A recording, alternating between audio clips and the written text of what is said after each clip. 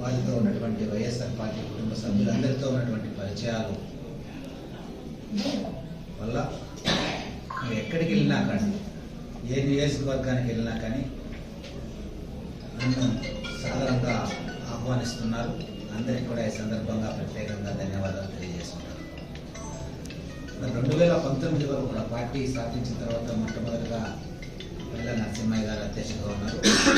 తర్వాత 10 సంవత్సరాలు 2019 ముందు 10 సంవత్సరాల పాటు నేను అనంతరం ఉమ్మడి జిల్లా అధ్యక్షుడిగా పనిచేశాను.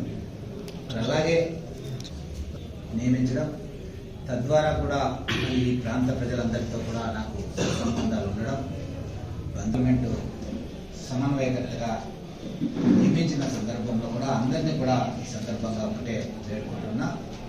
మరి గౌరవ ముఖ్యమంత్రి జగన్మోహన్ రెడ్డి గారి ఆశయం ఆకాంక్ష మేరకు నేను ఇక్కడ పార్లమెంట్ అభ్యర్థిగా పోటీ చేయబోతున్నాను.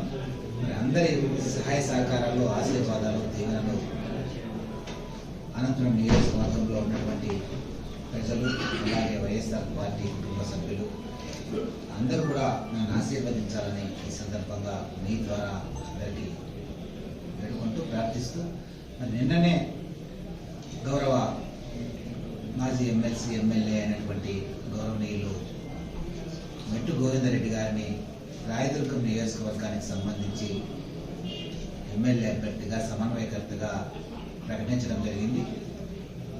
మరి ఈ నియోజకవర్గంలో వైఎస్ఆర్ కాంగ్రెస్ పార్టీ స్థాపించినప్పటి నుంచి కూడా ఇప్పటి వరకు కూడా మరి వైఎస్ఆర్ కాంగ్రెస్ పార్టీ చాలా బలంగా ఉంది.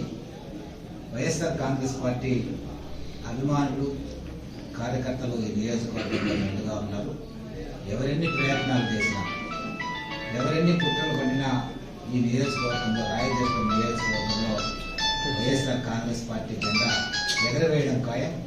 మరి మెట్టు గోవిందరెడ్డి గారు సౌమ్యుడు, మంచి వ్యక్తి, సహృదయుడు,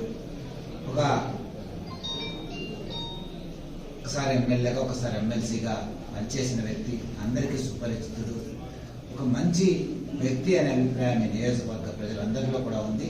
ముఖ్యంగా వైఎస్ఆర్ పార్టీ నాయకులు, కార్యకర్తలు అందరిలో కూడా అదే అభిప్రాయం ఉంది. అభిప్రాయాన్ని గౌరవించి ఆయనకి ఇక్కడ సమన్వయకర్తగా, అభ్యర్థిగా ఉండడానికి అవకాశం కల్పించారు గౌరవ ముఖ్యమంత్రి